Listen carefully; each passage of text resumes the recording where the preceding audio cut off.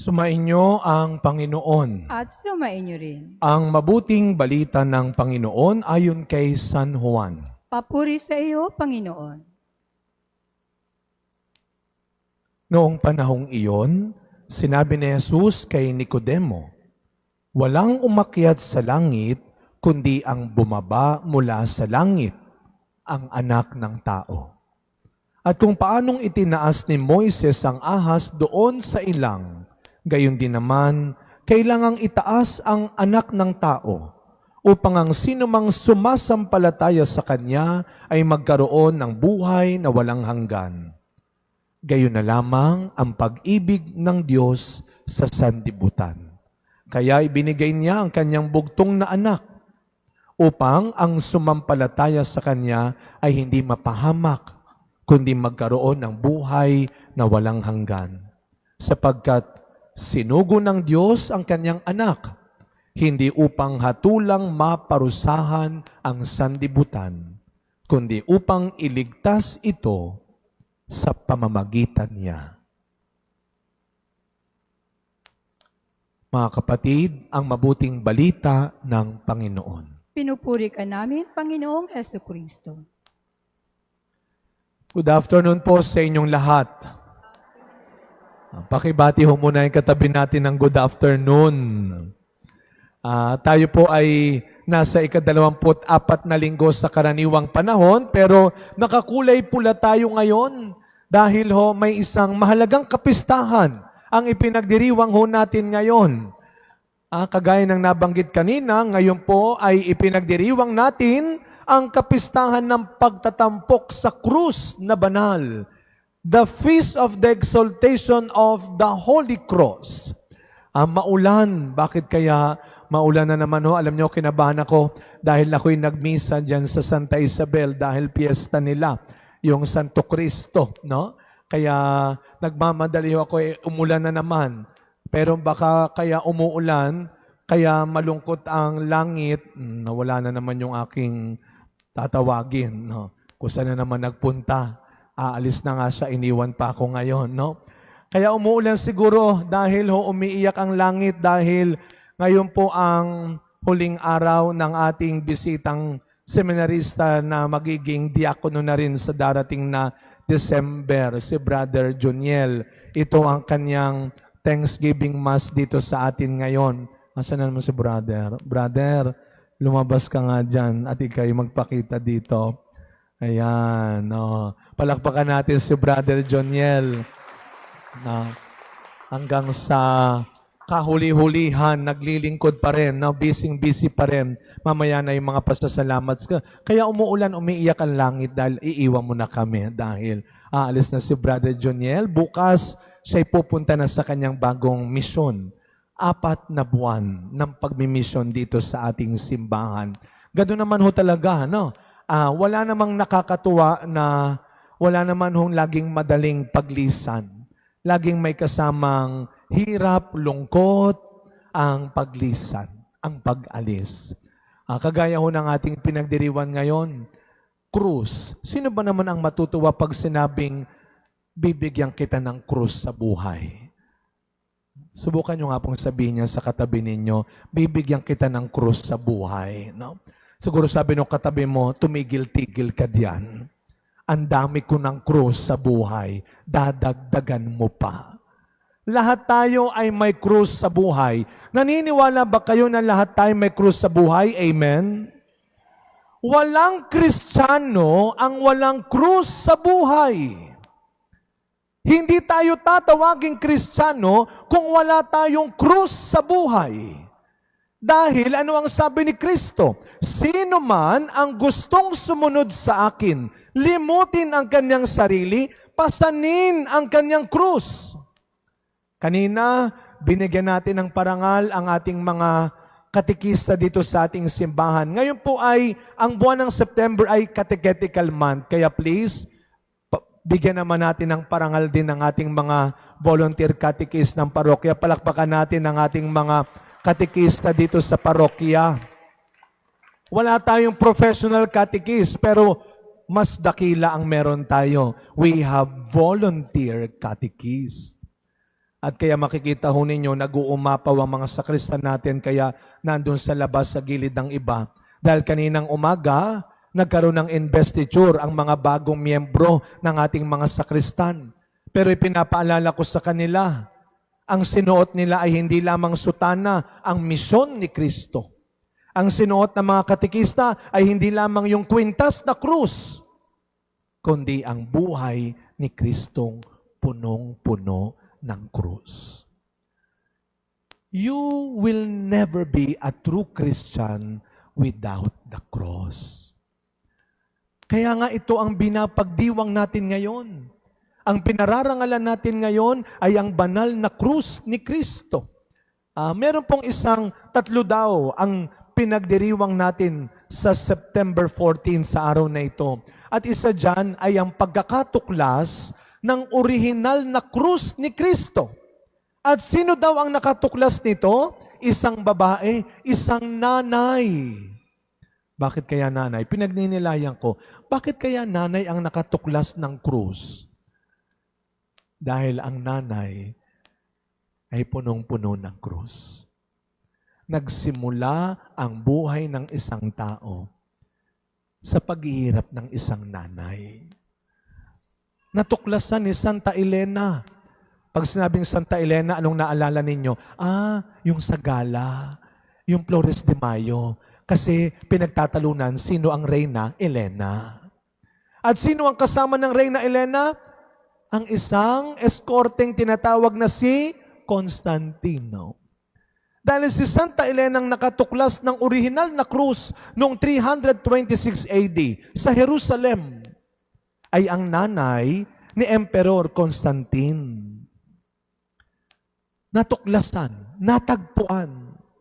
Kung may mga bagay tayong pilit na tinatago, nililihim, pinagtatakpan, katulad ng pandaraya, pagsisinungaling. Kanina doon sa misa ko sa Santa Isabel, maraming mga estudyante. May naalala lang akong gusto kong i-share sa inyo. Hindi ho ito pamumulitika ha. Parang bata matanda naman, mulat na mulat tayo sa nangyayari sa paligid natin ngayon. Dati-dati ang alam ko lang na ghosting ay yung sa mga mag-iirog, yung mga magbo-boyfriend, yung mga mag-girlfriend, mga nag-ghosting. Pero alam mo natin kung anong nangyayari sa bansa natin ngayon. Ngayon, kilalang kilala ang salitang Ghost Project. Sabi nung nabasa ko, natawa na lang ako, huwag tayong magmalinis. Lahat tayong dumaan sa buhay estudyante, baka may nililihim pa tayong ghost project. Ano yung ghost project natin nung nag-aaral tayo? Penging 500. May project po kami sa PE. Penging 100. May project po kami sa science. Penging 1,000. Ang totoo, nasaan yung project na pinagsasabi mo? Kaya parang lahat tayo, may mga inililihim. Minsang nagsinungaling at nandaya. Pero hindi lang yon. Kahit maraming pilit ni tinatagong kasalanan at kasamaan, lalabas at lalabas pa rin na matutuklasan, malalaman pa rin ang isang kabutihan. Kahapon, may sinamahan akong grupo ng aking charismatic, nag-pilgrimage kami sa mga simbahan ng Bulacan. May kasama kaming 4 years old na bata. Napaka-bibo. Alam niyo ho, imbis na ang kwento niya ay mga laro sa computer, sa cellphone. Alam niyo kung anong kinalilibangan, 4 years old? Yung mga chibi, yung mga maliliit na santo, Mama Mary, Jesus, yun ang kanyang nilalaro. Bibong-bibong, hindi dahil sa kanyang magagandang sayaw at kanta, kundi napakadunong magsalita. Sa totoong buhay, takot tayo makipag-usap sa mga bata. Kasi ang mga bata, walang keme. Tapat ang isang bata. Pag sinabing pangit ang suot mo, pangit ang suot mo. Pag sinabing hindi masarap ang pagkain, hindi masarap. Pag sinabing pagod na siya at gutom na siya, pagod at gutom na siya. Kaya nakakatakot makipag-usap sa bata. Matutuklasan natin ang totoo. Sabi nila, Sa oras ng pagsubok at tagipitan, mas makikilala ang kulay ng isang tao. Kaya siguro yung mga Israelita sa unang pagbasa, nung nakaramdam sila ng gutom, ng pagod, hindi sila nagdalawang isip magreklamo. Mukhang lumabas ang tunay na kulay. Nilait nila ang ginawa ni Moises na sila ay niligtas mula sa paghihirap nila sa Ehipto. Ganun ba talaga ang tao? Lalo na ngayon? Nakakalimutan kaagad, nawawalang halaga kaagad ang mga magagandang ginawa at binigay nung una. Pero ang Diyos, hindi nagbago sa kanila. Imbis na kamatayan bilang kaparusahan, kaligtasan ang pinairal ng Diyos. Kaya anong sabi ng Panginoon kay Moises? Gumawa ka ng ahas na tanso at sino man ang tumingin dito ay hindi mamamatay. Nangyari yun. Kahit natuklaw ng ahas, dahil tumingin sa ahas na tanso, sila'y hindi namatay. Pero alam natin paglipas ng panahon, ang tao ang bilis magbago. Dumami at naulit-ulit ang kasalanan at kasamaan. Pero ganun pa man, ang kapangyarihan ng pag-ibig at awa ng Diyos ay hindi nagbago. Kaya nga sa ikalawang pagbasa, ano ang pinantapat ng Diyos? Kabutihan. Ang ganda ng ating ikalawang pagbasa. Siguro si Brother Joniel sa kanilang pag-aaral din sa seminaryo, isa ito sa mga hindi namin makakalimutan. Ang sulat ni Pablo sa mga taga-Filipos. Ano ang sabi niya? Though he was in the form of God, kahit ang Diyos ay nagpakumbaba, hinubad niya ang kanyang pagka-Diyos at nabuhay hindi lamang ng tulad ng tao, kundi ng isang alipin.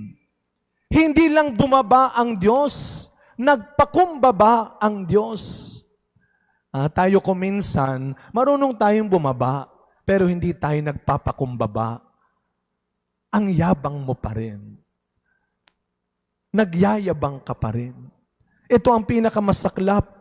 Ginagamit natin ang talino, ang pera, ang kayamanan, ang talento sa kasamaan. Kaya ang turo ni Kristo sa Ebanghelyo, kababaang loob ang magliligtas sa tao. Nagpakumbaba siya. Kababaang loob ang naglagay kay Kristo sa krus. Pero wag nating kakalimutan sa ating mga Kristiyano, sa ating mga Katoliko, tignan ho ninyo ang mga simbahan natin at ang simbahan ng iba. Sa simbahan ng isang Katoliko, hindi lamang krus ang meron, krusipiho. Not just the cross, but the crucifix. Bakit? Sapagkat baliwala ang krus kung wala si Kristo Jesus. Si Kristo ang naglagay ng dangal, ng kapangyarihan at kabanalan sa krus. Kaya nga hindi natin tinitipid. Ito ang magandang paalala sa mga katekista. Ano ang unang tinuturo ng mga katekista? Ano ang isa sa mga unang dasal na natutunan natin sa mga magulang natin? Sign of the cross. Ang mag-antanda ng krus. Kaya kapag nakakalimot tayong mag-krus bago kumain, pinapaalalahanan tayo. Bago magtrabaho, bago lumabas ng bahay, mag-krus muna tayo. May kaligtasan sa krus. Ito naalala ko, si Brother Joniel, lilipat siya bukas kung saan ako lumaki. Sa Our Lady of Fatima, sa Bacood, sa Santa Mesa. Alam mo ninyo, doon ako kami nakatira hanggang ngayon ng aking pamilya. Yung aming pong simbahan, Fatima, malapit ho yan sa simbahan ng Aglipay. Pero maganda ho ang aming relasyon. Magkaibigan ho kami, yung mga kaklase ko. Nagugulat ho ako, alam ko hindi sila Katoliko. Pero sa Kristan ako noon. Nung nagsiserve ako, sabi ko sa kanya, di ba hindi ka naman Katoliko? Bakit nandito ka? Sabi niya, puno na kasi sa amin. Sabi ko, ikaw talaga. Di ba ho, yung ating, pag nakasakay tayo sa jeep, pag dumadaan tayo sa simbahan, anong ginagawa natin? Nagkukrus tayo. Yun nga lang kung minsan, magkakatabi yung mga simbahan. Pag di mo, simbahan, krus tayo. Duman, simbahan, krus tayo. No? Pag daan, simbahan, sabi nung katabi ko, uy, hindi Katoliko. Hindi pala Katoliko. Ibalik natin. No? At kung minsan tinitipid natin yung pagkukrus, pakiusap ho. Huwag niyong titipirin ang krus. Kung mag-krus tayo, buuin natin. Yan ang turo ng mabuting katikista. Sa ngalan ng Ama, ng Anak, ng Espiritu Santo, pag tumatanda tayo, kinakatamaran nyo na ang krus. Mukha na lang. Ano ba yan? Mukha na lang. Nagmamadali pa. Kaya tayo pinagtatawanan ng iba. Gawin natin ng tama. Huwag niyong ikahiya ang krus. Yan ang ating pananampalataya. Kaya sa pagkapatuloy na misa natin, mga kapatid, pinagdarasalo natin si Brother Juniel din sa kanyang bagong misyon na sana hindi lang tayo krus na babaunin niya dahil pinahirapan ko siya, dahil marami akong pinagawa sa kanya. Sana, Brother Juniel, hanggang maging pari ka, huwag kang magiging madamot, huwag kang magiging tamad, maging mapagbigay ka. Wala na naman pala siya. Diyos ko. Sana makita ka na. Pero mga kapatid, sa pisang ito, hilingin natin sa Panginoon na sana wag lang nating makayang dalhin ang krus. Wag na nating dagdagan ang bigat ng krus ng iba. Wag nating dagdagan at palalain ang hirap na pinapasang krus ng iba. Bagkus araw-araw, maging tulad tayo ni Kristo. Pag-asa sa pagpasan ng krus ng iba. Amen.